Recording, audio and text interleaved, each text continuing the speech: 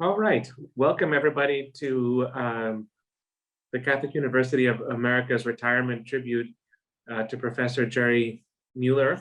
We're delighted that you could join this afternoon for a very varied set of panels and tributes. Sort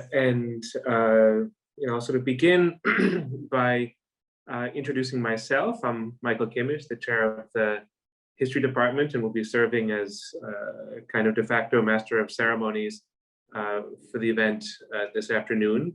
I'd also like to begin by thanking the people who helped to put this event together. It's been long in the making, was initially a sort of casualty of the COVID pandemic, was supposed to take place over a year ago in person. But we're delighted that it's happening now and in the format that it's taking place. I'd like to begin by thanking Mary Tesfaye, the academic administrator of the History Department, who's done an enormous amount to put this event together, to thank also Professor Julia Young for her many contributions to this event, and then across the university, David Long's office and Kathy Wagner for helping to publicize and to make the webinar possible. I'd also like to begin by thanking the many participants we will be hearing from in the course of the afternoon today. And of course, you know, it's a standard expression, but it's sincerely meant. We very much regret doing this in virtual form. We would have preferred to do it in person, but it is of course wonderful that we can have participants from far and wide, as it were, from this country and from other countries, and you know, I think that will help us to address the many stages of Jerry's career at Catholic University and to do them as much justice as we can. So we're sort of delighted in so many ways to be doing this afternoon, and are so happy that the participants agreed to join and to speak and to talk in detail about Jerry Muller's life as as a teacher, as a scholar, and of course for all of us involved as a friend. Let me mention also, just in terms of housekeeping, that everybody who's listening is welcome to participate. We would urge you to send your questions in through the Q&A function, and you'll see that there's a slide on screen now that should help to to illustrate how this is done. But I'm sure you're all familiar with Zoom by now and with Zoom webinars and such, but we very much welcome questions, but please in this format. I first encountered Jerry Muller on the printed page.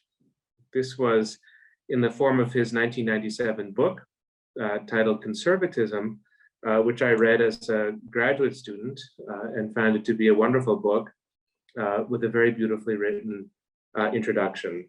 It was at the time helpful to my research on anti-communism, and I couldn't help wondering if the Z in the middle name of this scholar, who I was encountering for the first time, Jerry Z. Muller, was in some sense related to the Z in the middle name of the significant American communist leader, William Z.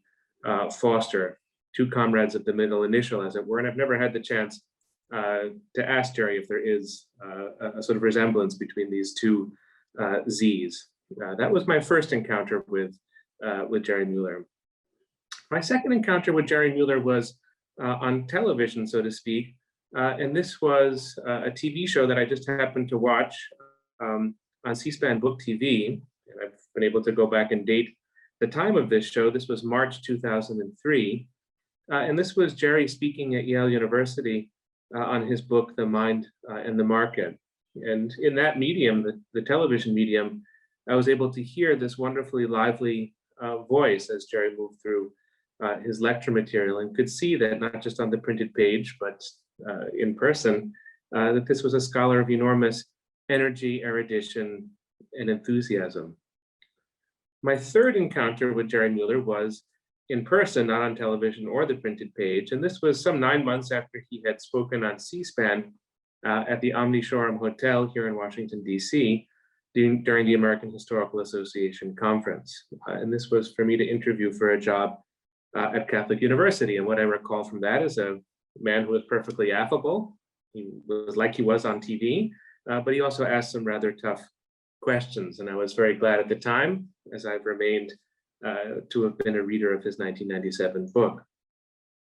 Finally, I got to know Jerry Muller as a colleague, as a department chair, and as a friend. And it gives me great pleasure today to recognize not just the remarkable career Jerry has had and is having and will have, but to recognize also a person of such great kindness, generosity, and curiosity. I could not have known in 1997 that the author of what is, of course, a very sober book on conservatism, this important historical anthology of primary sources, that this author has an omnivorous and at times deliciously subversive sense of humor. But that's been one of the many pleasures of getting to know Jerry, not just as a scholar and as a colleague, but as a good friend. I want to say a few words before we go into the panels this afternoon about Jerry's scholarship and a few words about his career at Catholic University. And I'll start with the scholarship. I think that there is a thread through much of Jerry's scholarship. And this is, on the one hand, the relationship of Jews and capitalism, or the relationship between anti-Semitism and anti-capitalism. I think you find this at the beginning of the career, you find it at the middle of the career, and I think that these are very much ongoing interests of Jerry that will no doubt figure in his future scholarship. On the other hand, I would say that the other major thread of Jerry's scholarly career has been modern ideas writ large, and in their German, French, British, American, Scottish, and other manifestations. And so I think that there is this satisfying sort of overall coherence to the scholarly work of Jerry Muller.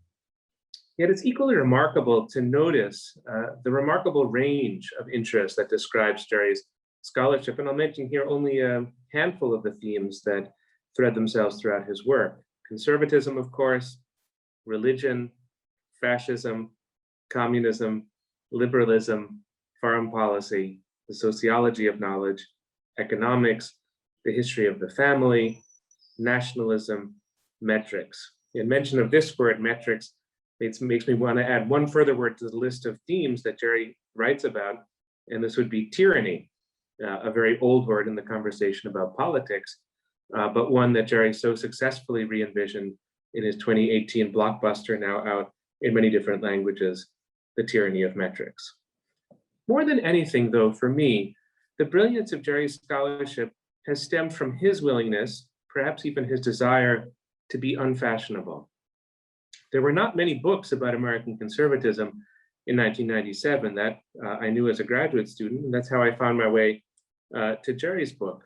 If you look at the scholarly landscape of the last 30 or so years, you'll see that conservatism and capitalism have become two of the most important, sort of liveliest strains of contemporary historiography, of contemporary historical research. So he took the unfashionable at the time, delved into it, had important things to say, and lo and behold, the unfashionable then has become something like the fashionable now. And I think you see a similar dynamic at work in the great 2008 article that Jerry published in Foreign Affairs. And I know that the editors of that magazine consider it to be one of the finest ever published in the long and illustrious history of that magazine. This is the article titled Us and Them, the Enduring Power of Ethnic Nationalism.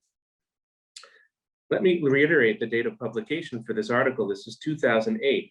So this was the time of the Russia-Georgia war.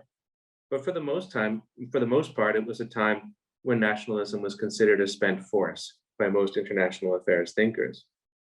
And nevertheless, this is an article that anticipates Brexit, some 8 years before the fact. It anticipates the Trump presidency, certainly, and it anticipates the populist nationalist turn through which we are still living. It is also a bona fide historical essay, very well informed with scholarship and truly historical in nature, and yet an essay that's shown itself to be remarkably prescient. I think Jerry has shown us with this essay and many of his works that excellent scholarship always challenges the conventional wisdom, or perhaps it simply allows us to rethink the conventional wisdom. And I can't think of a scholar who has done that as consistently and as richly as Jerry has, and as Jerry will continue to do. Let me say, by way of conclusion, a few words about Jerry's career at Catholic University and all that he's contributed to the university and to the life of the history department and to students and to alumni and to sort of several generations of people who have lived, worked, and studied at Catholic University. Jerry first came to Catholic University in the fall of 1984, and then progressed through the stages of his professorships and served as department chair from 2009 to 2015. As one would expect from Jerry's scholarship, the range of his teaching has been extraordinary. He's taught in the honors program, of course, in the history department, but when I think of Jerry's teaching career, it's really, truly across the university. I think Jerry is one of the professors who, in his tenure at Catholic University, knit the university community together intellectually: social sciences, humanities, history courses, with courses in economics, sociology, and political theory. And Jerry did this, of course, with his signature rigor and creativity. We're so happy this afternoon to have several former students of Jerry's among the participants. And I think I'm sure that they can attest to the great erudition and seriousness of mind and scope of Jerry's teaching. For this, there are generations of students, undergraduate and graduate, at Catholic University who are very much in Jerry's debt. For those of us in the history department, Jerry is, and I refuse to put this sentiment in the past tense, a treasured colleague.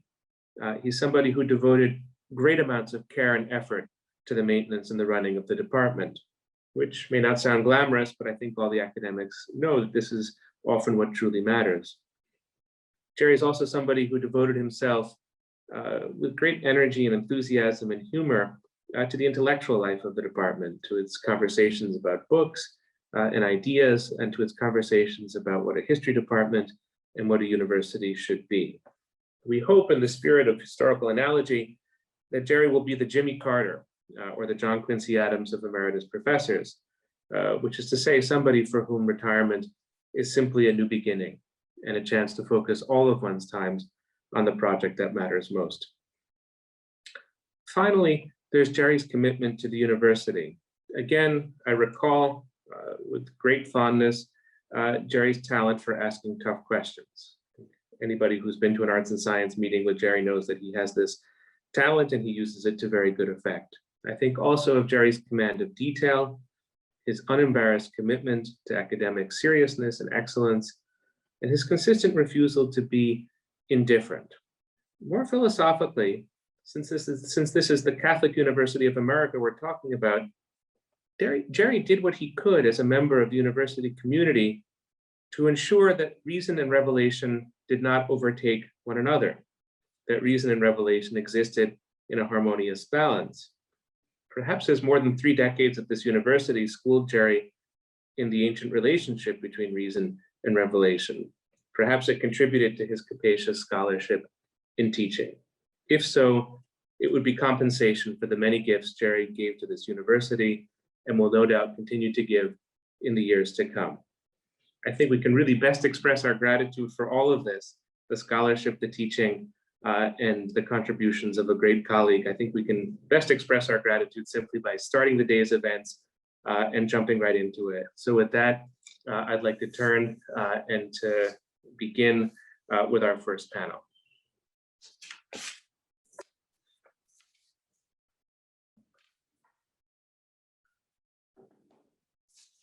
Okay, our first panel is on Jerry Muller as scholar and public intellectual. And so I'll just begin by introducing our panelists, and then each of them, of course, will speak, and we'll hope to have some time left over for Jerry to comment or for there to be an open discussion of the presentation and of the ideas at issue. We're delighted to, I would say, welcome back to Catholic University, Jeffrey Herf, who's a distinguished university professor in the Department of History at the University of Maryland in College Park. His first book, Reactionary Modernism, Technology, Culture, and Politics in Weimar and the Third Reich, was published in 1984. Jeffrey is the author of 5 subsequent books, primarily in the field of 20th century German history. And I think you could do an interesting essay on the books of Jeffrey Herf and the books of Jerry Muller as they sort of bounce off of each other over the years and sort of respond and in some cases anticipate one another. Samuel Goldman is an associate professor in the Department of Political Science at George Washington University and director of the Politics and Values program there. He's also the literary editor of the conservative quarterly, The Modern Age. His second book, After Nationalism, Being American in an Age of Division, has been published by the University of Pennsylvania Press. We're delighted to have Samuel Goldman at Catholic University and on the panel. Ryan Hanley is professor of political science at Boston College. His focus has been on the political philosophy of the Enlightenment era. Among his publications are 2 books on Adam Smith. He shares that distinction with Jerry himself, who's written a book on Adam Smith, and Professor Hanley has served as the editor of Adam Smith, His Life, Thought, and Legacy, published by Princeton University Press. Ryan, welcome aboard. Since Princeton University Press is yet another of the threads that runs through Jerry's career, it's especially nice to have on this panel and among us today, Peter Dougherty, who's currently editor-at-large at Princeton University Press. Came to the press in 1992 after a career in commercial publishing. From 2005 to 2017, he served as director of the press. Along the way, in 2002, he published a book of his own, Who's Afraid of Adam Smith? How the Market Got Its Soul. So wonderful to have all 4 of you with us and addressing the topic of Jerry Muller as scholar and public intellectual. And I'd like to pass the baton to Professor Herf.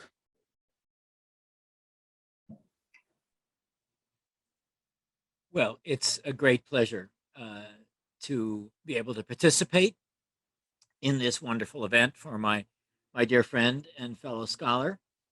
And so, as Jerry would prefer, I will get right down to it. In 1987, Princeton University Press published Jerry's The Other God That Failed, Hans Fryer and the Deradicalization of German Conservatism. Richard Crossman's 1950 edited collection, The God That Failed, had made the deradicalization and disillusionment of communist intellectuals a major theme of intellectual life, and the book had become a staple of American college and university syllabi.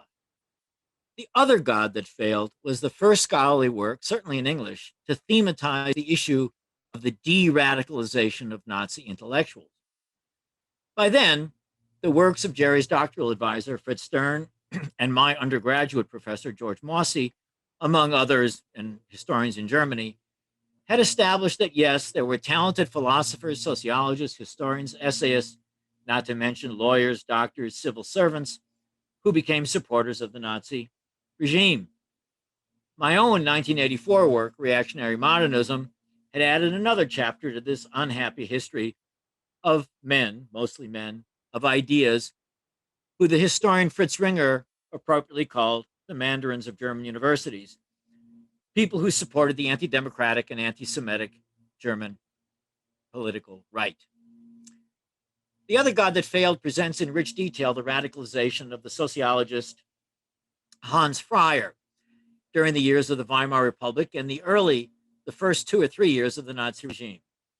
Fryer's was a familiar story of German right-wing anti-democratic extremism.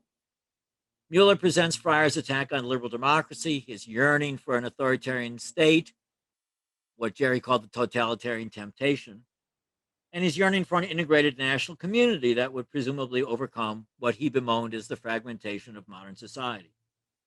Of particular importance was Fryer's 1928 work, Revolution from the Right.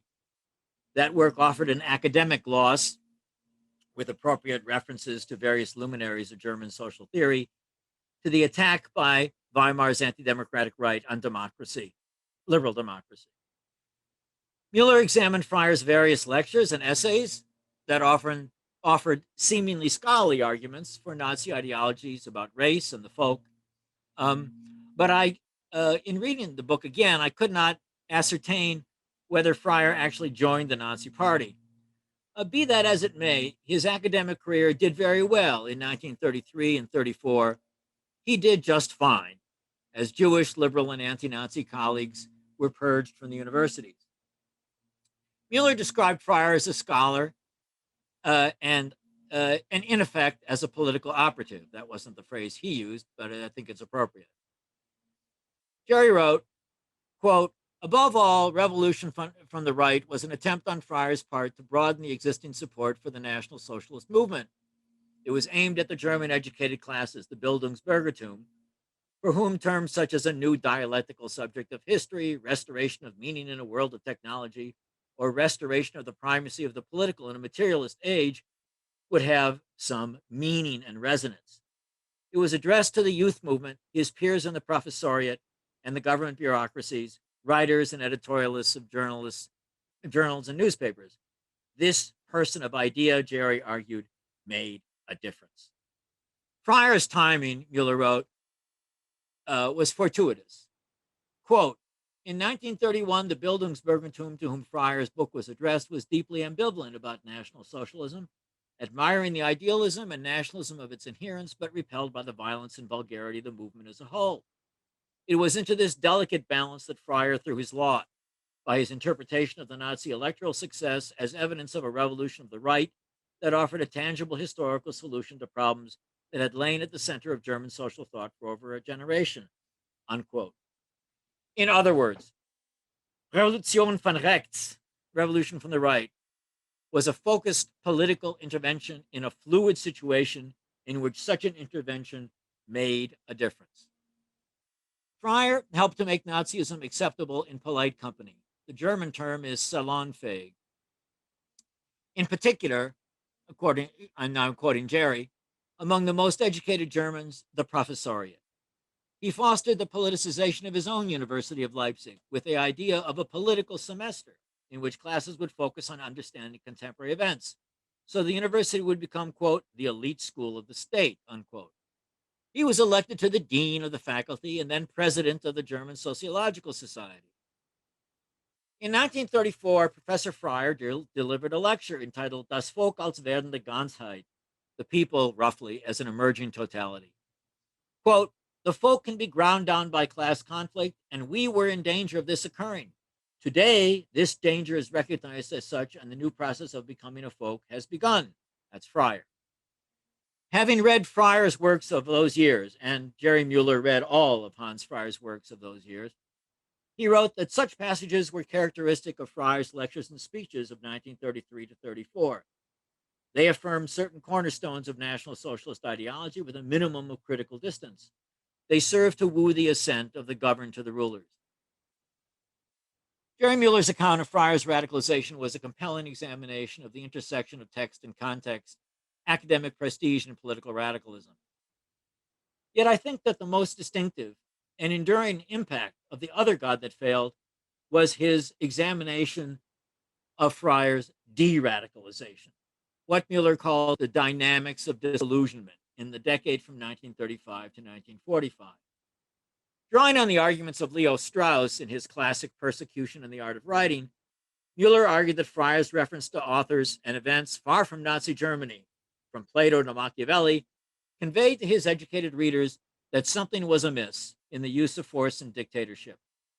In his 1938 work on Machiavelli, he observed, quote, it is extremely doubtful that by means of rule of terror, one can form a political folk rather than simply a Caesar Borgia state, unquote. The German sociologist and journalist Hans Gerth, who later in American, as a professor at the University of Wisconsin, came to know C. Wright Mills and helped to make Max Weber's work more well known in this country. Gerth satirized Fryer's oblique efforts at criticism before Gerth had to flee Nazi Germany with the Gestapo closing in on him. The Gestapo did not bother Hans Fryer. Instead, he served as a cultural ambassador for Hitler's Germany in Budapest from 1941 to 1944, where he would have had the opportunity to observe up close the deportation of Hungarian Jewry to Auschwitz in the summer of that year. Muller concluded that it was during these very same years, 35 1935 to 45 that Fryer turned his back on radical conservatism, the reality of totalitarianism, and, quote, the experience of National Socialism that made Fryer, it was that experience that made Fryer into a conservative. And now, this disillusioned Fryer extolled the virtues of Europe, of Christianity, of classical humanism. He discovered the benefits of pluralism, and he abandoned the visions of revolution of any kind for a resigned acceptance of a differentiated modern society. Muller argued that Fryer's disillusionment was politically consequential, and indeed that the disillusionment and generational experience with totalitarian movements of the left and the right, and the subsequent return of intellectuals from the periphery to the center of their respective political cultures were stabilizing factors in post-war Western Europe, unquote. Historians had too often neglected this history of de-radicalization, even though on left and right, quote, it was the most striking feature of European and American intellectual life from the end of the Second World War until the rise of the New Left in the early 60s. There is another way of telling the Fryer story, and Jerry and I have had these arguments for decades. It is that Hans Fryer was a classic opportunist who got on the Nazi bandwagon when it looked like it was the wave of the future, a future he was also eager to bring about. Yet Professor Fryer was intelligent enough, or clever enough, to recognize much earlier than many others that Hitler was leading Germany to disaster. Not as stupid or blinded as the Nazi fanatics, but still too implicated to jump ship, Fryer kept his head down and survived. If Nazi Germany had won the war, he would have figured out a way to survive and thrive in that situation as well. When the Third Reich was defeated, he made the most of his earlier reflections on Plato and Machiavelli to emerge as a loyal, if chastened, advocate of democracy and Western civilization. He did not need a weatherman to know which way the wind blew. Muller wrote critically, unwilling to publicly acknowledge his former hoped-for National Socialism, he could not publicly explain the causes and extent of his disillusionment. Rather than confessing his past errors, as Richard Crossman and Arthur Kessler and others had done in The God That Failed, he tried to cover his tracks, unquote. I would put it less politely. Hans Fryer was a scoundrel and a representative figure of the right-wing extremist intellectuals who placed culture and learning in the service of an anti-Semitic and racist dictatorship. Had he not written a word after 1945, the Federal Republic would have done just fine. The hypothesis that disillusioned right-wing intellectuals made a significant contribution to the stabilization of West German democracy, as interesting as that is, and as provocative as it is, remains unproven. Fryer's contribution to democracy was mostly to keep his mouth shut about politics, say nice things about the West and Christianity, and not make trouble again for the conservative political establishment that largely left him alone and allowed him to return to undeserved academic respectability. The Other God That Failed remains a great work of historical scholarship, but one that called for a sequel, one that would examine if it was, in fact, the case that disillusioned right-wing ideologues had made a contribution to post-war democratization. Instead, Jerry turned his attention mostly to matters other than German history after Nazism and the Holocaust, and as Michael Kimmage just reminded us, he did so with enormous distinction to the benefit of the rest of us. With The Other God That Failed, Jerry wrote a book that should inspire research into intellectual and scholarly life in dictatorships all around the world. I would not be surprised if in many places around the world today, there are scholars living under dictatorship who see in The Other God That Failed a story of totalitarian temptation, opportunism, and cynicism with which they are familiar. The German sociologist Ralph Dahrendorf famously called Germany the first new nation, one whose rapid leap into modernity and anti-modernist revolt offered a pattern repeated in different societal contexts. Jerry Muller's examination of Fryer's trajectory in the German dictatorship offers a comparably valuable example of a chapter of German history that has global relevance. Wherever intellectual life exists under dictatorship, it was a local study with global implications. On this occasion, as we celebrate and honor our friend and colleague, I end on this positive note. Jerry Muller's Other God That Failed remains as timely and important in 2021, and perhaps in view of the authoritarian trend around the globe, even more so as it was in 1987. It is one of the essential works of the history of intellectual and scholarly life under dictatorship, written in the past 4 decades. Jerry, congratulations. Thank you for being such a wonderful friend and scholar. And thank you, Jeffrey, for your terrific comments.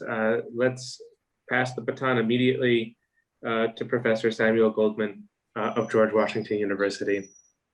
Sam, the floor, such as it is, the floor is yours.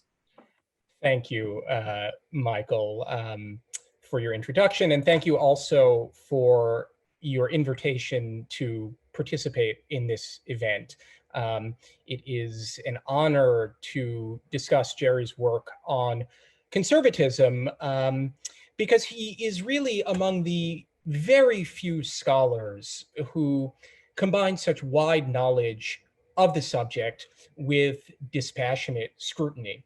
And in these heated times, with demands on all sides for clear political relevance, his work on conservatism poses a model of genuine academic inquiry.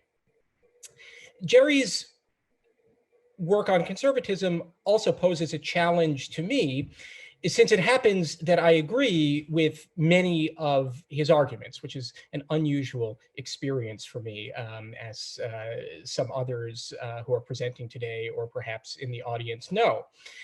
So my task in these remarks is to find some points of dispute. And in order to do that, I'll first lay out what I take to be the main dimensions of Jerry's interpretation of conservatism, especially as presented in his 1997 anthology, Conservatism, an anthology of political and social thought.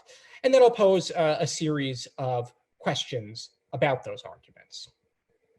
So in his lucid introduction, Jerry departs from two conventional methods of understanding political conservatism.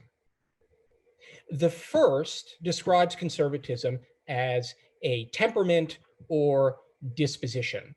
And this possibility has been articulated, I think most famously, by Michael Oakeshott, who writes that, quote, "To be a conservative is to prefer the familiar to the unknown, to prefer the tried to the untried, fact to mystery, the actual to the possible, the limited to the unbounded, the near to the distant, the sufficient to the superabundant, the convenient to the perfect, present laughter to utopian bliss." And the beauty of Oakeshott's rhetoric is not merely accidental. He's also trying to evoke through literary expression the disposition that he wants to describe and defend. An alternative approach is to identify conservatism with a defense of specific institutions or policies. And this list may vary depending on the period and geographic location in question. But typically, writers who employ this method emphasize institutions with origins in pre-modern Europe.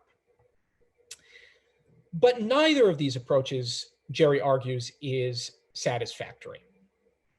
The conservative disposition or temperament can be found always and everywhere, and is compatible with views that few would call conservative either today or in the past. And some of you may remember that in the last days of the Soviet Union, the generals who mounted a coup against the Gorbachev government were often described as conservatives.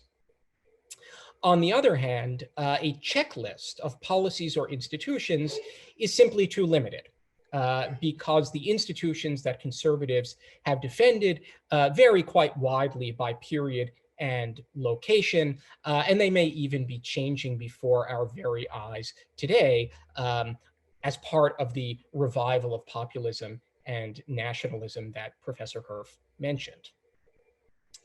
So what to do? Jerry's proposed answer is to understand conservatism as historical utilitarianism.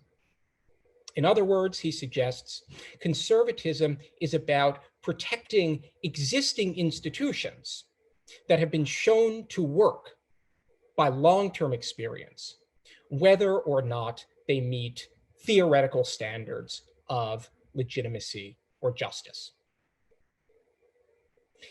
This interpretation is linked to a particular genealogy. Jerry rejects the claim made by Russell Kirk, among many others, that Edmund Burke was the founder of conservatism in the late 18th century age of revolution. Instead, he suggests that we look back to the early 18th century and thus to Hume as the point of departure for the conservative political tradition.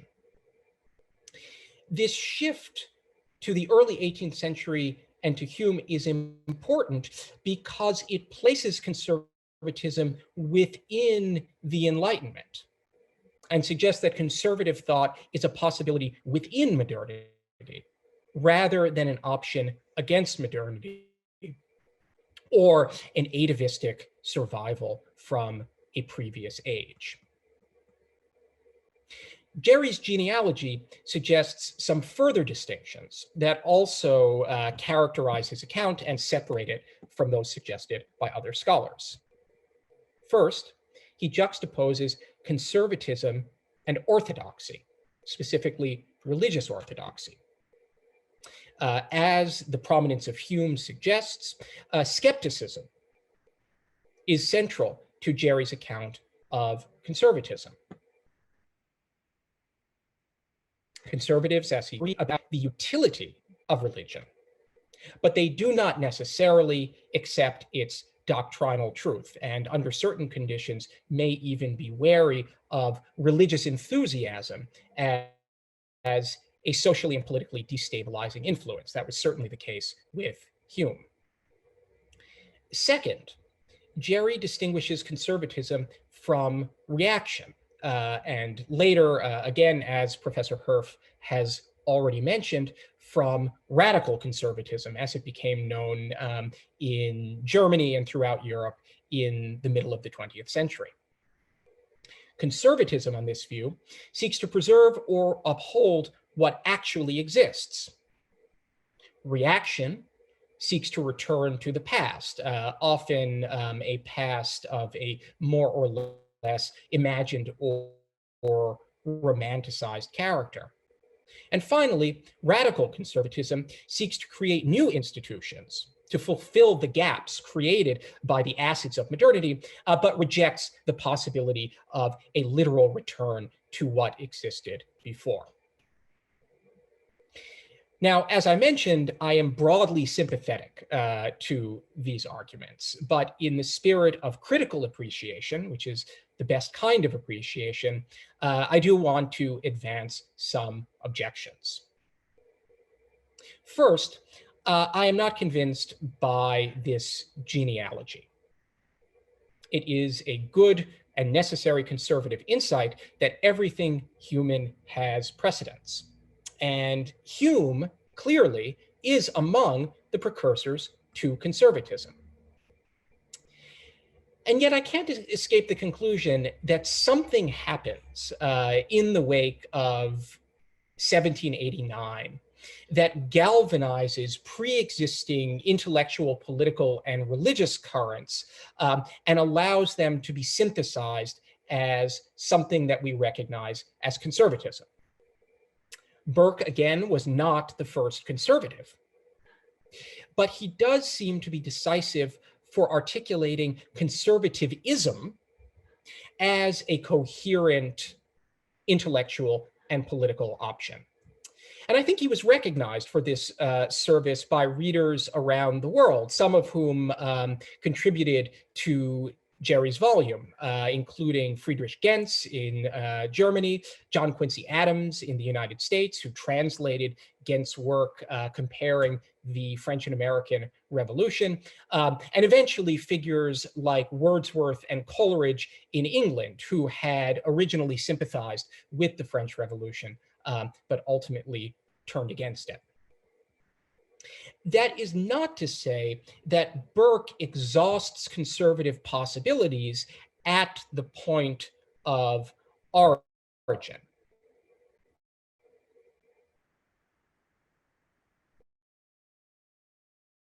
There is much about conservatism that Burke does say, and that he does say were criticized, adapted, and in some cases rejected by later conservatives. But nevertheless, his opposition to the combination of radicalism, egalitarianism, and rationalism associated with the French Revolution seems essential, and in my view, adds something to the history of political thought that we do not find even in distinguished precursors like Hume. I also question the relationship that Jerry suggests between conservatism and religious orthodoxy. It is certainly true that many conservatives have been religious skeptics, although they have not always been publicly forthcoming about their doubts. And more generally, I would characterize the conservative consensus as follows: that religion is definitely useful and possibly true. But I do think that there is more to that position than a merely utilitarian endorsement of the social consequences of religion. Rather, in conservative thought, I think you find a recurring appeal to an objective basis for social and political relations. Whether that basis is found in divine will, in impersonal nature, or in some other conception of transcendent order. The reason that this appeal seems inescapable is that it is required, practically, if not logically, by the anti-contractarian dimension of conservatism that Jerry emphasizes. If the source of political and social authority is not derived from our voluntary consent, then it must lie somewhere outside us. Conservatives disagree about where precisely that may be.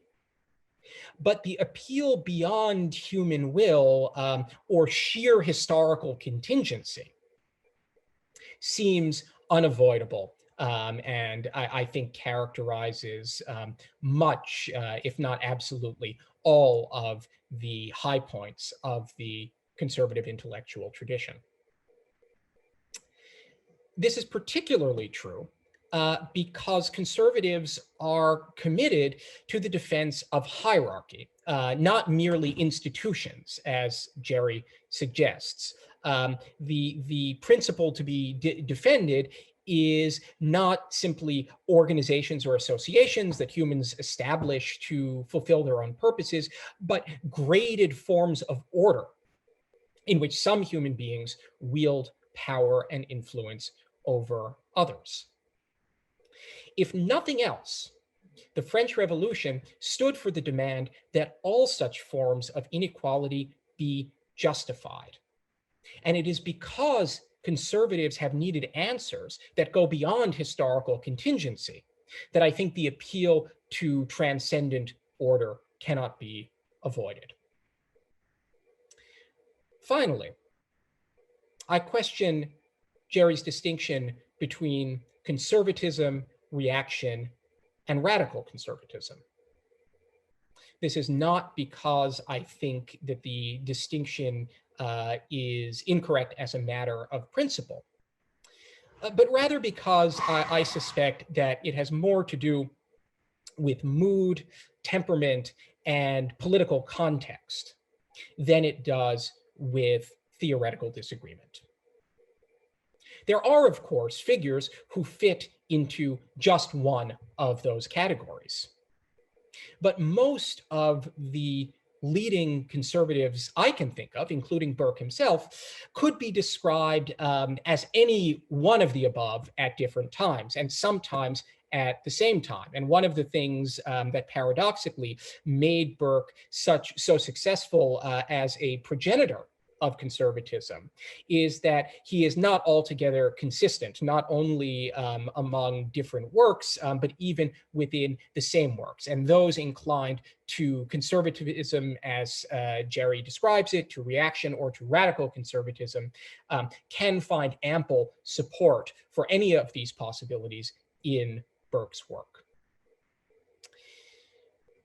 These three concerns lead me to a broader question, to which Jerry alludes in the anthology, and which he has taken up at greater length in some of his occasional publications. And the question is whether there can be a genuinely American conservatism under Jerry's criteria. The answer is not obvious to me for at least three reasons. First, while it is true that many Americans, excuse me, opposed the French Revolution, they also had trouble opposing the principles of 1789, even as they criticized their outcome in the following years. And as a matter of fact, if you look into American responses to the French Revolution in the 90s, you find that Americans, who were John Adams, were sympathetic to the French Revolution until at least the mid-1790s. Their objections did not arise in the initial phases. So America is at least partly a political community founded in revolution and on the basis of principles comparable to those that inspired the French Revolution. It is not so easy, although not impossible, for Americans to reject those claims. Second, and related, the central role of appeals to nature, if less often to doctrinal religious orthodoxy, can make it difficult to find genuine conservatism in our political tradition. There is, of course, more to the American political tradition than the Declaration of Independence, and the Declaration of Independence is not only about natural rights, but nevertheless, the first two paragraphs of the Declaration serve as a synecdoche for an appeal to natural freedom and equality that is, again, very difficult to escape in American political rhetoric and thought. Can one oppose all of this? Well, certainly one can, but perhaps not without becoming a reactionary or a radical, as opposed to a conservative in the sense that Jerry describes of attempting to sustain the traditions and institutions that we actually have, as opposed to those that might have existed in the past or could exist in some future. Now, that is not to deny that there are clearly some sources for a distinctive American conservatism. In the anthology includes passages from the Federalist and the conservative Whig lawyer and politician Rufus Choate. One might perhaps add figures such as John Calhoun or other Southern leaders, although they are absent from this volume. And looking beyond the political sphere narrowly construed, there are many intellectual and literary figures who are unquestionably conservatives by this definition. The name of Henry Adams is one of many that come quickly to mind. But that is not exactly the question, or at least not the question as I understand it. There are certainly and have been conservatives in America, but is there an institutionalized conservative tradition in America? And in particular, does that tradition extend beyond 1865, which decisively overturned, whether for better or for worse, both the brand of conservative Whiggism represented by Choate and its Southern planter rival? That is the question that we, Jerry's students and friends, have now to approach in his spirit of morosity and intellectual rigor, which are still, I want to conclude by emphasizing, very rare, even though his prescient interest in this topic, conservative thought, among others, has since become fashionable. Thank you so much, Sam, for those thoughts. And we'll move now to the presentation of Professor Hanley from Boston College, The Intellectual History of Capitalism. Welcome, Professor Hanley. The floor is now yours. Great. Thank you very much, Michael. And I think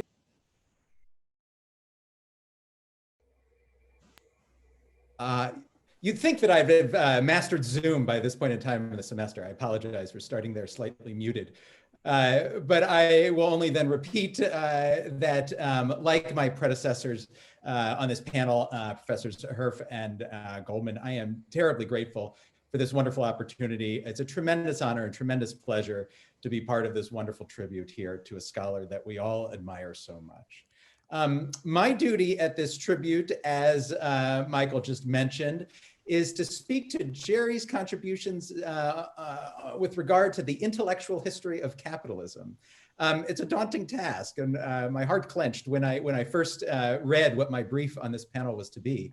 I don't think I or anyone else could possibly do justice in 15 minutes to the full range of Jerry's contributions on this front.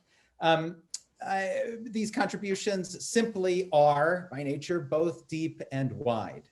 Many of them take the form of writings in various media for a more public audience. His publications in such venues as the Wall Street Journal and his remarkable set of lectures recorded for the teaching company under their great courses aegis. These brought the ideas behind capitalism to many, many, many more people than otherwise might have been touched simply by his scholarly works. They deserve acknowledgement here for the great amount of good that they've done. It is, however, on the books. I am a scholar, and it is ultimately the books that have touched me the most. And so I want to focus these remarks with regard to Jerry's contributions to our understanding of capitalism's intellectual history. I want to focus specifically on two of, to what my mind, are Jerry's most important books and contributions on this front. One is Jerry's magisterial book, mentioned already by Michael in his introductory remarks, and that is Jerry's book, The Mind and the Market, that was published by Knopf in 2002.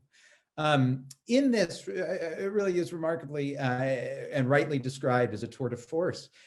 Jerry performed a signal and long overdue service to both scholars and general readers. As I take it many on this call will know, the book itself is organized as a survey of the evolution of European thinking on capitalism in the modern period, roughly from the 18th to the 20th centuries, and features chapters on figures ranging from Voltaire to Hayek. And in these chapters, Jerry offers remarkably accessible overviews of their understanding of the capitalist project. To my mind, the book is especially notable for its chapters on several Germans, ranging from Moser and Marx to Simmel and Schumpeter. And in these chapters and others, Jerry introduces themes that he would later develop in further depth in the essays collected in his 2010 book published by Princeton, Capitalism and the Jews. But I want to stay with Mind and the Market for a bit, because it seems to me that in addition to these short, comprehensive surveys of various key thinkers, there's something else that's at work in the book, and something else that struck me immediately on reading it and ties it to some of Jerry's other contributions.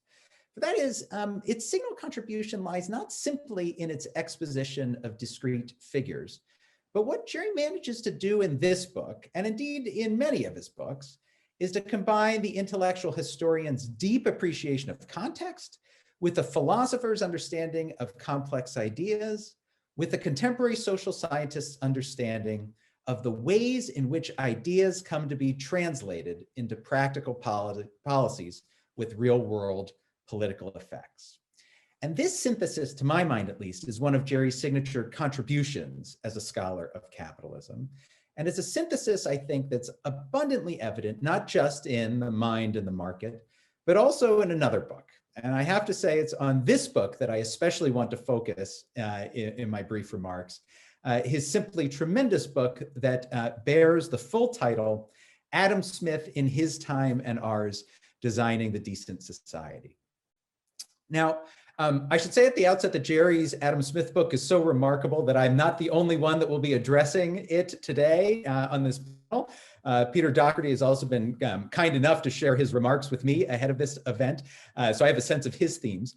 Knowing that he's also going to speak to this book, which he himself played such a key role in bringing to fruition, I don't want to steal Peter's thunder, but happily and in true Smithian fashion, reading Peter's remarks, it seemed to me that the invisible hand was at work doing a bit of spontaneous division of labor, if I can mix up a bunch of Smithian metaphors there, because where Peter is going to speak in his capacity as editor and publisher, I'd like to speak to Jerry's Smith book in my capacity as a scholar of Adam Smith and as a specialist scholar, because seen from this perspective, the influence of the book really can't be underestimated.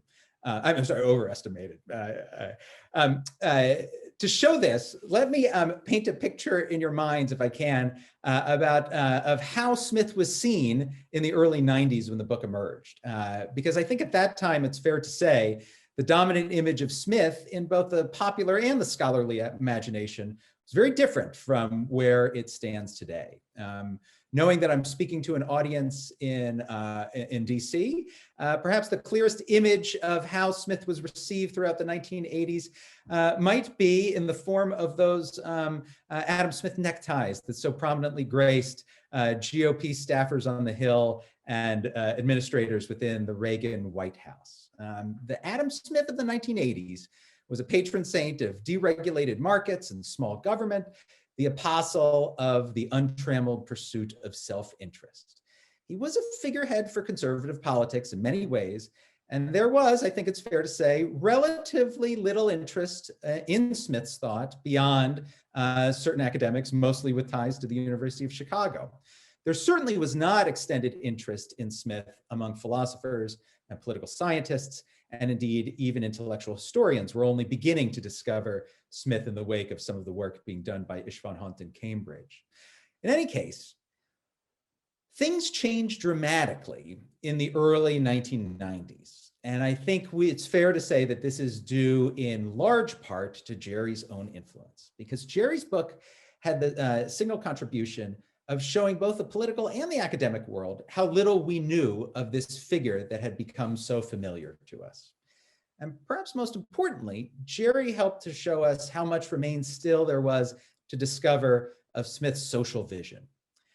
And I think the most efficient way that I can introduce Jerry's contributions on this front is to simply look at the two parts of his title to this remarkable book. That title again is Adam Smith in His Time and Ours, Designing the Decent Society.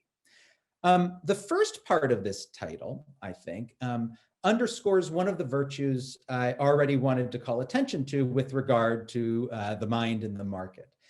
And that is, Jerry is that unique intellectual historian who has one eye fixed both on the past and another fixed on the present. This was a very important aspect of the book for me, especially given when it came in my own intellectual development.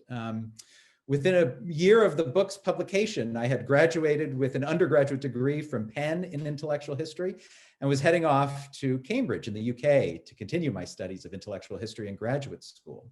It was a thrill, of course, in the mid-90s to go study intellectual history at the heart of it all. The Cambridge School was at the height of its methodological influence in the discipline, and the chance to be trained by all the big stars was a remarkable one. I will say, though, while I took a great deal from my time at Cambridge, and I'm very grateful for that experience, what I had hoped to find, I can't say I did quite find. Specifically, as a young scholar that was concerned with questions that I believed were not just of historical import, but also of contemporary political import, I did not find at Cambridge the same synthesis that I came to find in Jerry's work, and which gave me such hope in animating my later studies. Jerry's book provided to me and to many others a shining example of how one can be both historically serious in the best of ways, but also speak to issues of genuine political import and meaning. So the book for me showed me at least a new and in some ways more satisfying way of doing intellectual history. But it also taught me something more, and maybe something really ultimately more important. And I'm not sure there's a better way to do this and speak to the second side of Jerry's contribution than with brief reference to the subtitle. Again, Designing the Decent Society. To describe Smith's project as one of, quote unquote, designing the decent society is to make a bold claim indeed. And I know that Peter is going to speak to a bit of this as well in his contributions. Let me just say two ways in which this claim is the sort of claim that was remarkably bold for scholars of Smith. To say that Smith was engaged in designing the decent society is to force scholars to sit up and take notice on two different fronts. First, it brought attention to Smith's own interest in the question of social design and into the role of government more generally. That Smith would have had this interest was not something that was immediately obvious to the Reagan-era Smith acolytes. To believe that government is in fact the problem and not the solution, of course, points down the road towards dismantling government, not towards designing societies. But on this front, Jerry showed us how much more there was to Smith and his social vision. For as Jerry showed, Smith understood well that government had an integral role to play in market society. And indeed, one of the main enduring elements of Jerry's reading of Smith that has influenced several generations of Smith scholars now was to reveal Smith's very sophisticated institutionalism and his understanding of real politics. That said, it was not just designing society that Smith was after in Jerry's portrait, but of course, designing the quote unquote decent society. And here may be the place where Jerry had the most impact on Smith's scholarship, because one of the things Jerry's book did was show us how deeply humane Smith's vision of the free society was. Point blank, no one, after closely attending to reading Jerry's book, could possibly again see Adam Smith solely as the great apostle of self-interest. Of course, as Jerry appreciates as well as any, self-interest has a foundational place in Smith's moral and economic vision. But what Jerry showed is the degree to which Smith sought to harness the powers of self-interest for the sake of creating a genuinely decent society. What Jerry showed us all, and in one of my very favorite chapters, especially in the book, was that Smith's ultimate concern was with what he called, quote unquote, universal opulence. This is Smith's phrase from the very opening chapters of The Wealth of Nations.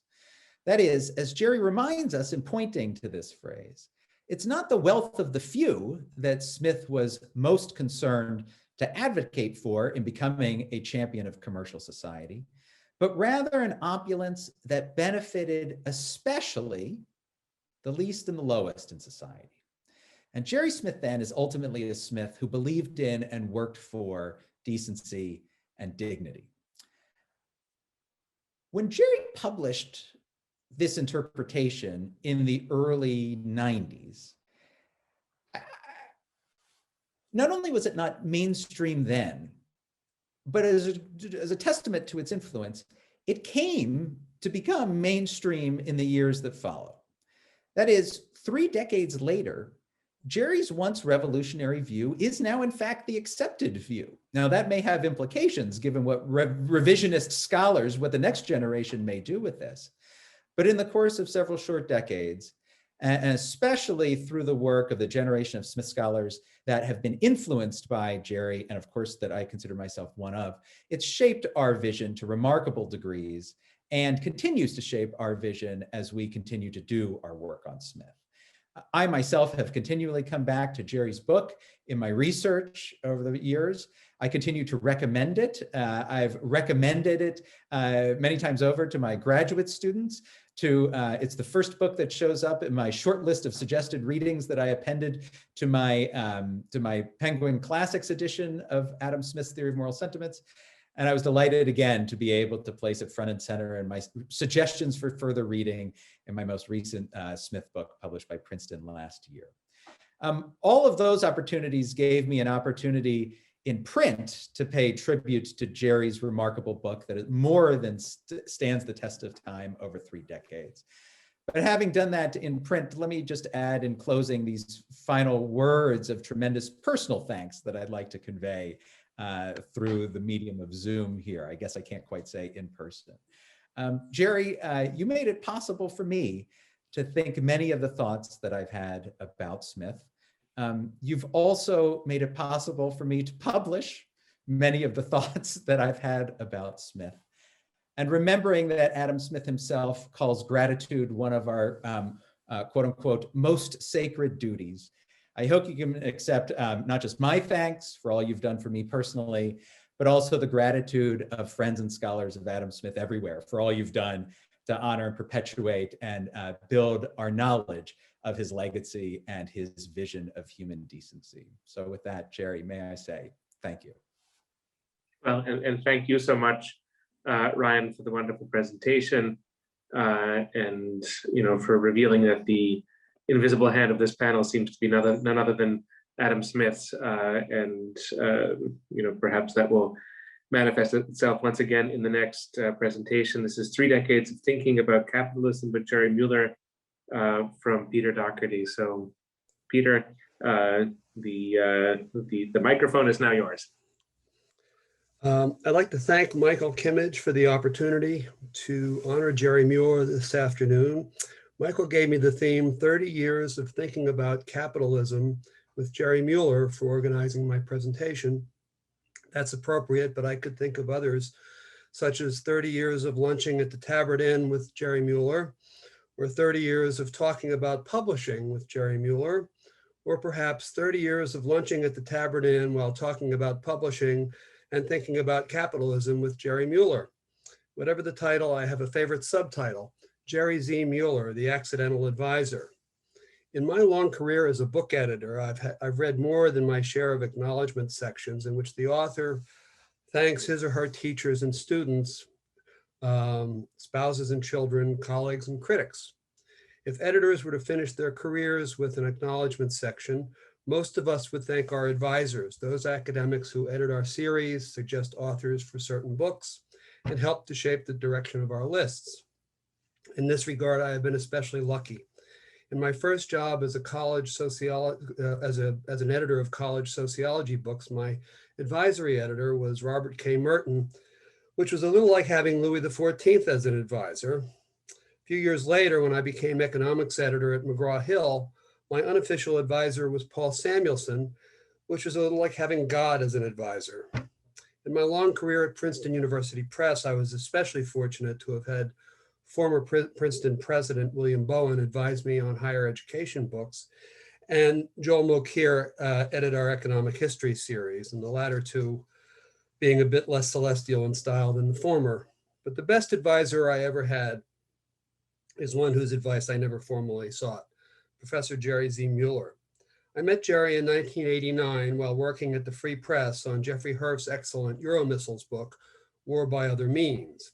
One day, Jeff, who knew of my interest in economics, asked me if I would like to consider an intellectual history of capitalism. I said that I would, and he introduced me to the author planning this book, his colleague, Jerry Muller, an intellectual historian.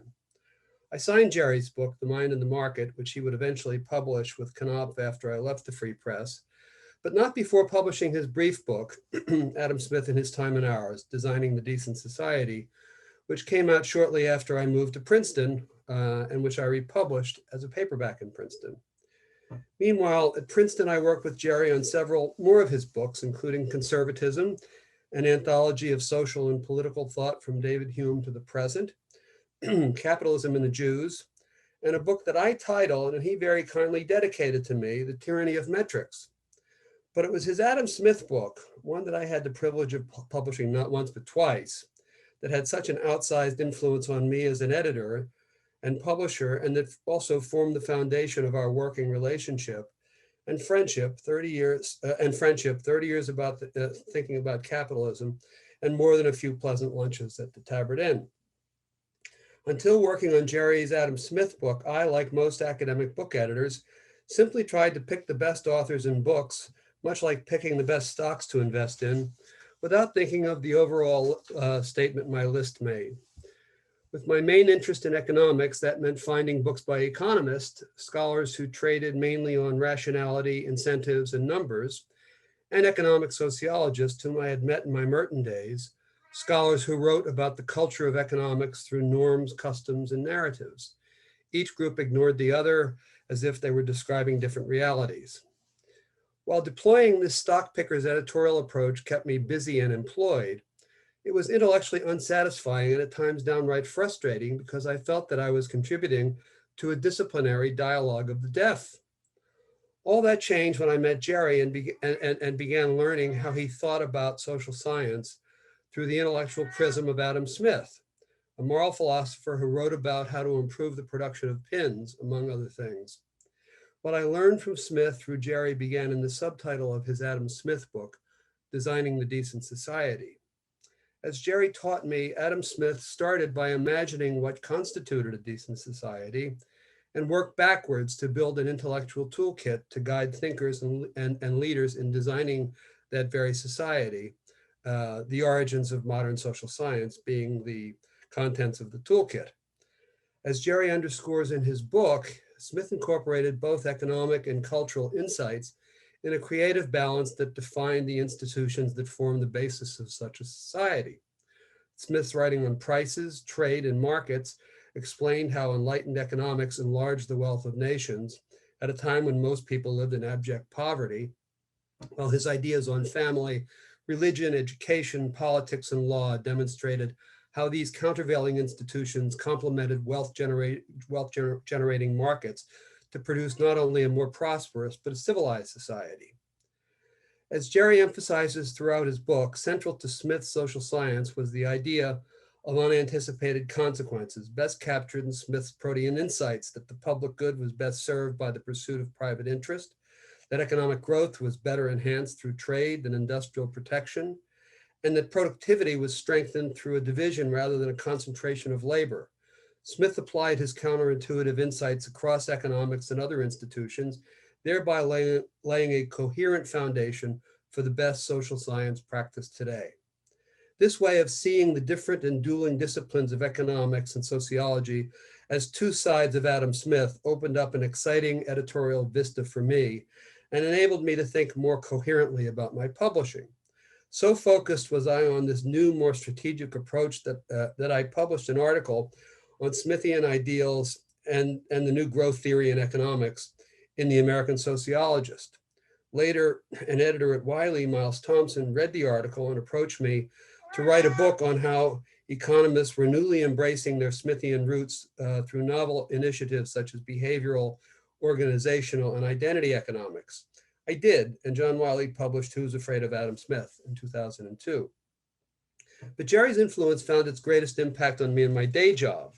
When I moved to Princeton University Press in 1992, rather than just stock picking the best books I could find, I decided that my goal would be to develop a list that would represent a contemporary restatement of the multidimensional vision of Adam Smith. So I set about combining the most creative work of economists with that of economic sociologists, and importantly, the exciting new generation of economic historians, along with a few historians of economic thought and geographers, and even a literary scholar to build this diversified list. I wanted my list to frame a conversation of outstanding authors across disciplines who would help to elucidate a newly invigorated conception of a prosperous, free, and civilized society. In that regard, I saw my list as being about something distinctive in the sense that the great crossover publishers, Basic Books, the Free Press, Pantheon, Routledge, and a few outstanding university press lists were known for making distinctive intellectual statements. Nearly 30 years later, the PUP Extended Economics List has published the work of a dozen Nobel Prize winners, 4 New York Times bestsellers, 2 Page One Sunday New York Times book review titles, perhaps the most successful new series in all of scholarly publishing, the Princeton Economic History of the Western World, the widely acclaimed Handbooks of Economic Sociology and Organizational Economics, and innovative books at the intersection of economics and psychology, law, literature, and anthropology. As time passed and our economics list grew, I continued to work with Jerry on his books. But the greatest intellectual externality for me appeared in my frequent meetings with Jerry, mainly on my trips to Washington, but also on his visits to Princeton to talk about the state of social science and about publishing, and to soak up the observations and insights of this most perceptive, brilliant, and intellectually voracious scholar. While I think Jerry sees the fingerprints of his invisible hand all over Princeton's economics publishing, what he might have missed is the effect he has had on PUP's list writ large. When I became director of Princeton University Press in 2005, I asked myself the Jerry Muller, Adam Smith question at the time. Does the press make a coherent intellectual statement? If so, what is it? What is a Princeton book, and can you tell one when you see it? And what can I do as director to streamline and strengthen our identity? By American University Press standards, Princeton's list is large and widely, if not wildly, diversified, reaching from the humanities through mythology, the social sciences, and all the way across to mathematics and the physical sciences. The list has long looked different from wherever you were standing, creating islands that separated editorial programs and minimizing the kind of collective creativity characteristic of the most dynamic publishing enterprises. Further, its sprawl subverted our attempts to think strategically and coherently about who we were and who we would and could be, exactly the questions press directors and their fellow managers are faced with. With my Muller-Smith mindset in place, eventually I developed a way of thinking about the PUP list in the person of PUP's most celebrated author, Albert Einstein.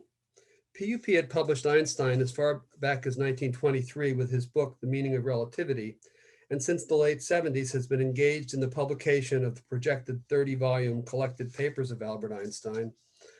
And in Einstein, I saw 3 traits that I could fairly be said to define the PUP list at its best: scholarly excellence, scientific insight combined with humanistic sensibility, and global influence. When we were really on our game, our list exemplified the Einstein ideal. First, by publishing the leading scholars who evinced a certain level of scholarly excellence. Second, by bridging the humanities and sciences through a well-integrated conception of knowledge. And third, by exercising our influence around the world in English and in translation. I memorialized this approach in an article I co-wrote for the Lindau Nobel meeting site on being Einstein's publisher. This trio of characteristics found full bloom in our trade books, which typically featured excellent authors from the most scholarly of fields addressing big cross-disciplinary questions for broad global readerships. Not surprisingly, I count Jerry Muller's most recent book, The Tyranny of Metrics, as a brilliant example of these traits. So I'd like to end with a big thank you to Jerry Muller for the gifts he has given me. Jerry's generosity brings to mind Adam Smith's saying that, and I quote, "However selfish soever man may be supposed, there are evidently some principles in his nature which interest him in the fortune of others, and render their happiness necessary to him, though he derives nothing from it except for the pleasures of seeing it, and maybe an occasional lunch at the Tabard Inn." Thanks, Jerry.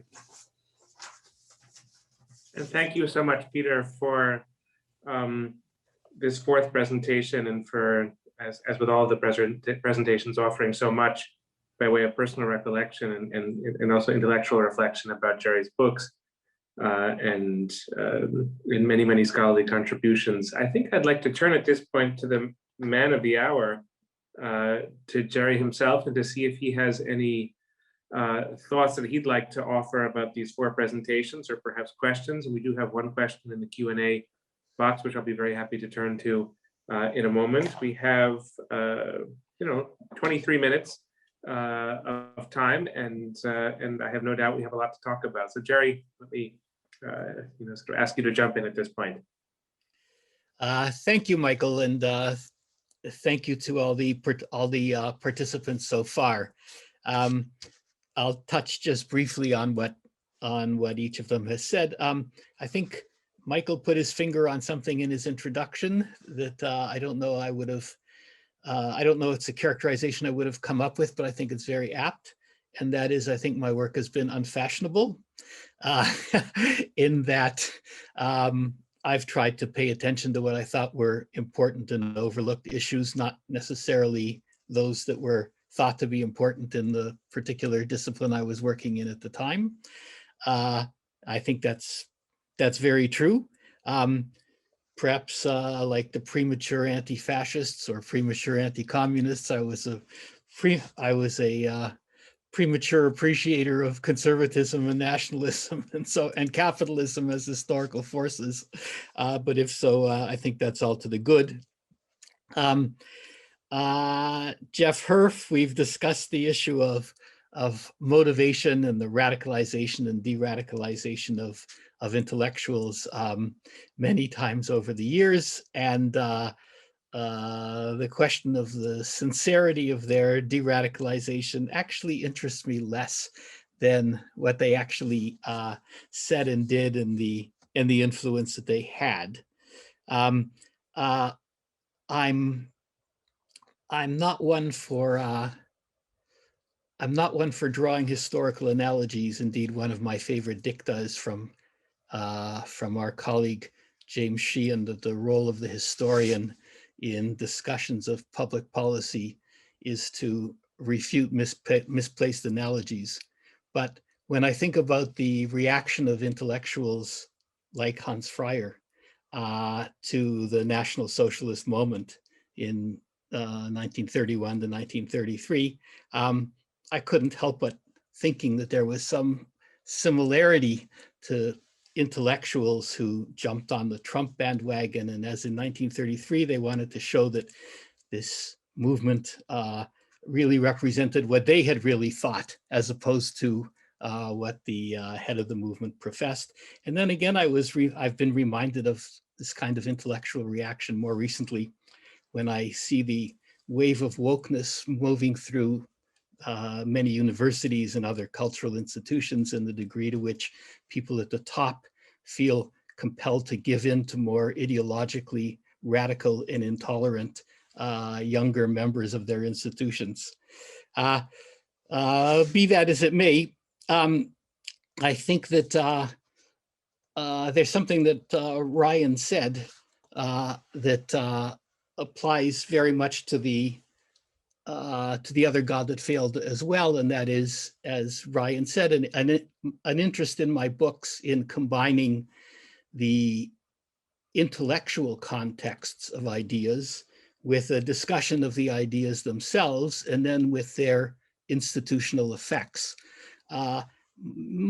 Many people who write about great or near great thinkers are interested in the ideas, but are not that interested in the actual institutions from which they come and through which they exert their influence.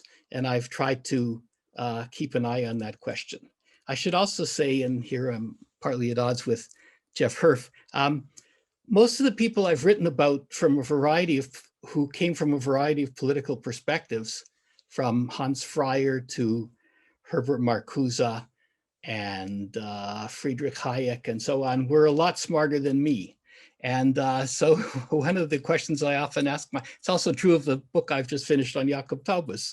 I often ask myself, why did people who are much smarter than me do things that I might think are reprehensible, or have ideas that I think are objectionable at one point or another in their careers? But I think that's worth keeping in mind. Briefly, in response to Sam Goldman, in beginning with Hume, I didn't mean that he had the same impact on conservative thought in Europe and the United States as Burke did. You're certainly right about that, but it is striking how many of Burke's insights about what I've called historical utilitarianism are already there in Hume, and we know that Burke read Hume with great care.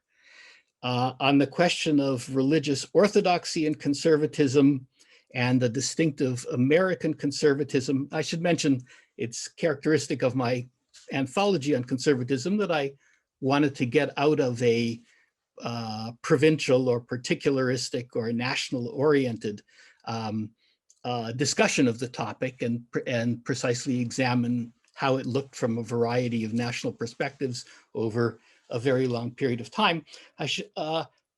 In terms of there being a distinctive American conservatism and a conservatism that is free of religious orthodoxy, I did have the pleasure in the last few months of reading a recent book by George F. Will called A Conservative Sensibility, which is striking in many respects, one of which is its clear declaration of the absence of a religious grounding for the kind of conservatism that he has in mind, a kind of conservatism that is much more dynamic and market-oriented than is often the case in European and in some varieties of American conservatism.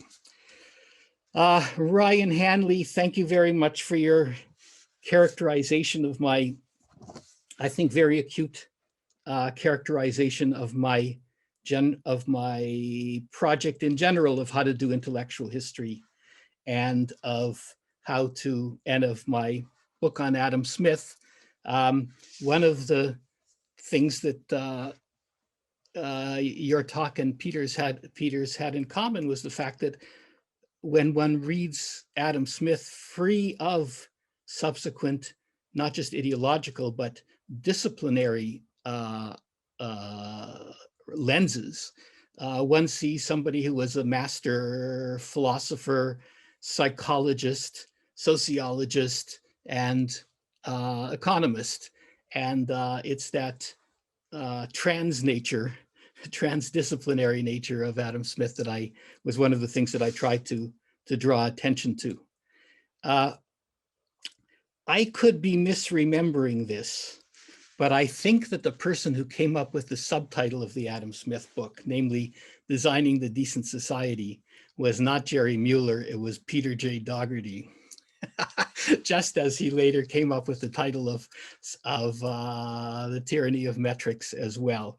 One of the many things, one of the many things that I owe to Peter. One more comment about Ryan's remarks and his remarks about the Cambridge School, that is the School of Intellectual History that was focused in Cambridge, connected with a few big names and now many generations of younger scholars. Well, I think what consciously distinguished my work from theirs is that I was really interested in institutions. So I've not just written about capitalism, but I'm actually interested in how businesses work. I've written about conservatism, but I'm also actually interested in how conservative political institutions work. So I think that that's one of the things that I found missing there, and that creates the possibility of a richer history that deals not only with the substance of ideas, but with their various institutional and historical contexts. That's enough for now.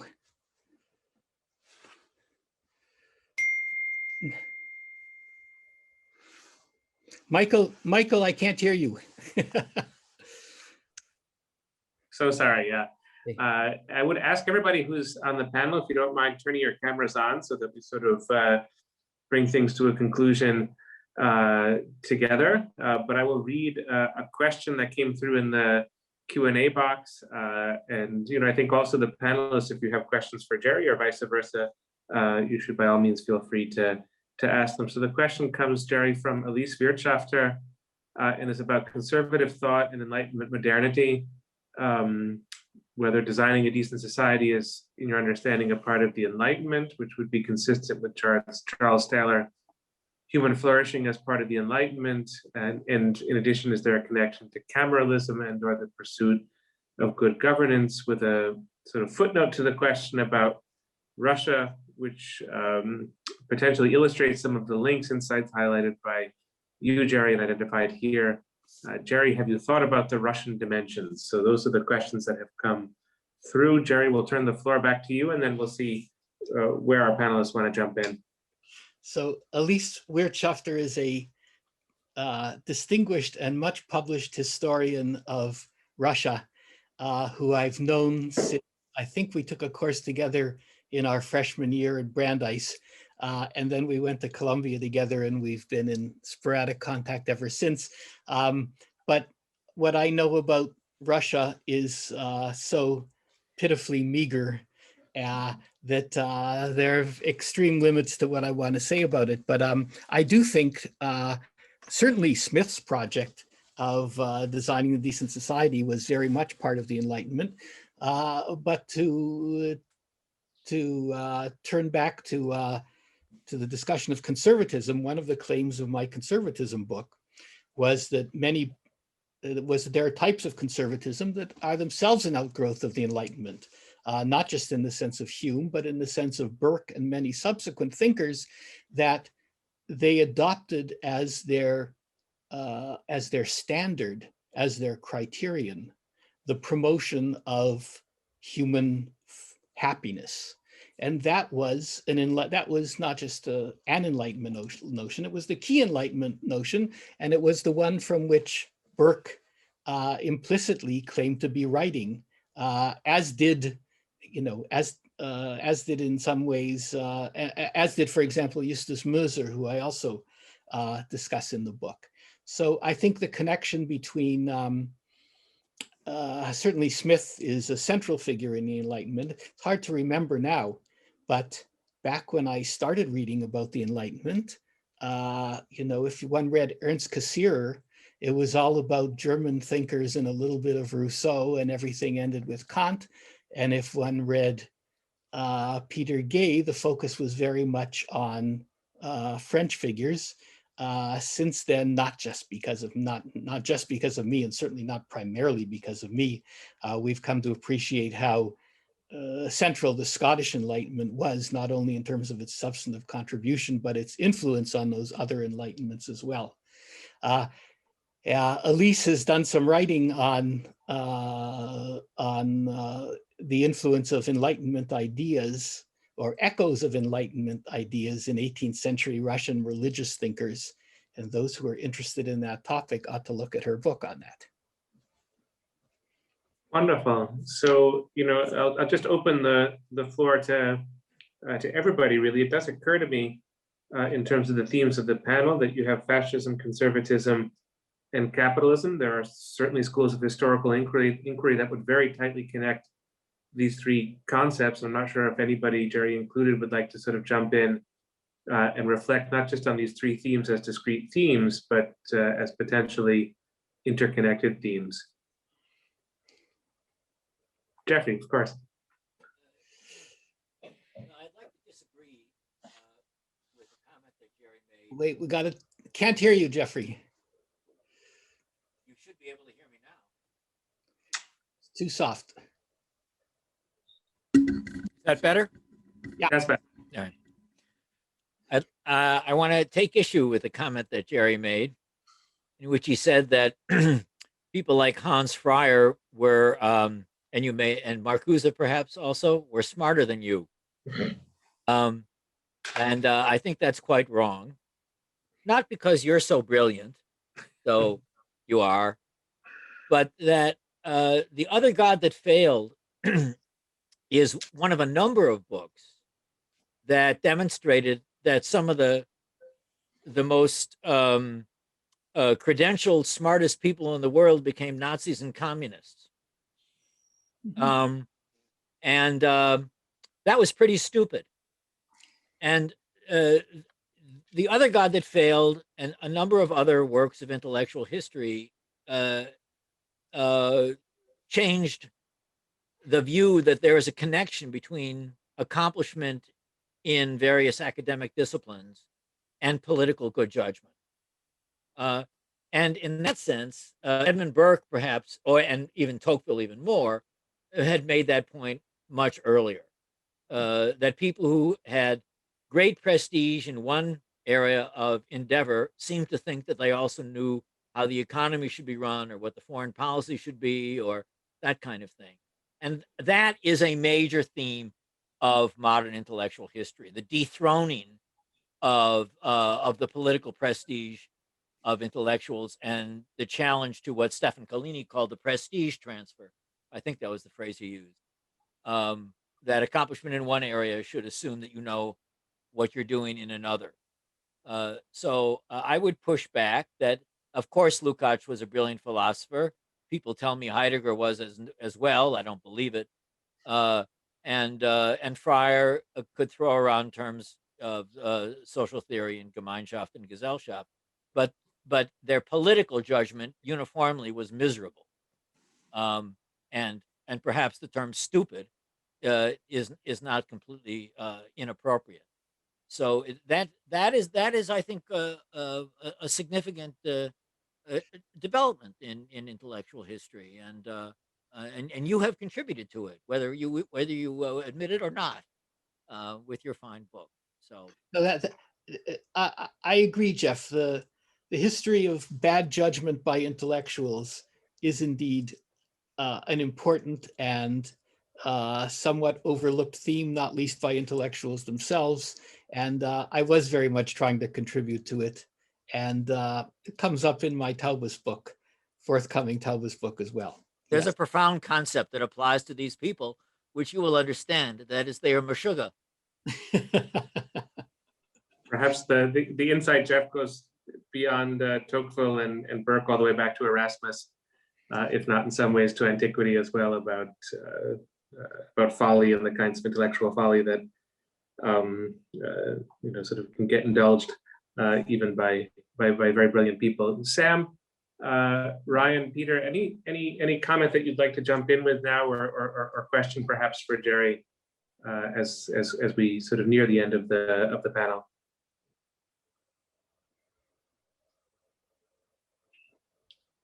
Jerry, can I come back to you then with a question that's sort of raised by all of the individual presentations, and sort of return to this triad of words: fascism, conservatism, capitalism. And of course, they do constitute a very substantial portion of your research. And to throw in, sort of Hans Freier style, throw in one more big term, to throw in modernity. If there's a way in which you've been trying to work on a kind of a story, a larger narrative or story about modernity, I mean, beyond the missteps and misdeeds of intellectuals, it seems like you're concerned with, in a way, a much bigger picture story about the evolution of a capitalist economy over the last couple of hundred years, and also modern social arrangements and family structure, which is very prominent in your work. Is there a way in which a kind of overarching concern with modernity knits together some of these already quite big themes, Jerry? Only insofar, Michael, as I think is that they all occurred in modernity, and that the theme of the interrelationship between the market and the family, changes in the market and changes in the family, is one that started to interest me early on after I came to Catholic University, and has been an ongoing inquiry on my part, and something I intend to write about more in the future. For fascism, conservatism, and capitalism, sometimes they're interconnected, but in many times and places, especially in, say, East Central Europe in the interwar period, the major blockage to the rise of fascist or fascist-like movements was from conservative forces, often in the form of authoritarian governments that were the alternative to fascist movements when you think of places like Romania and Hungary and so on. And of course, the places where some version of fascism managed to come to power, namely Germany and Italy, were places where conservatives embraced however warmly or non-warmly, and the fascist movements. Capitalism has an orthogonal relationship, I think, to each of these. One of the promises of National Socialism to many people, to many intellectuals, was precisely the socialist element, by which I don't mean that they embrace the egalitarianism of socialism, but the idea that that government would be powerful enough to counter what these people saw as the centrifugal forces of the free market was part of the attraction, and also in Italian fascism, with the corporatist organization, attempted corporatist organization of the economy. So sometimes conservatives have defended capitalism, and sometimes they've seen it as a major force to be either opposed or more often to be bridled. And that's actually one of the recurrent themes in the Mind and the Market book, and it's noted from time to time in the Conservatism anthology too. So yeah, these things have a sometimes orthogonal, sometimes overlapping, sometimes oppositional relationship to one another. Thank you so much. Then where we end up is in a sense where we began, with the panelist reflections on revolution and the birth of the modern age, and as you put it, Jerry, these orthogonal relationships that stretch across your many different and varied books. I would ask the audience, we can't do this in a literal sense, but would ask the audience to join with me in thanking all of our four panelists for their wonderful presentations, and for beginning this event in such a nice and stimulating fashion.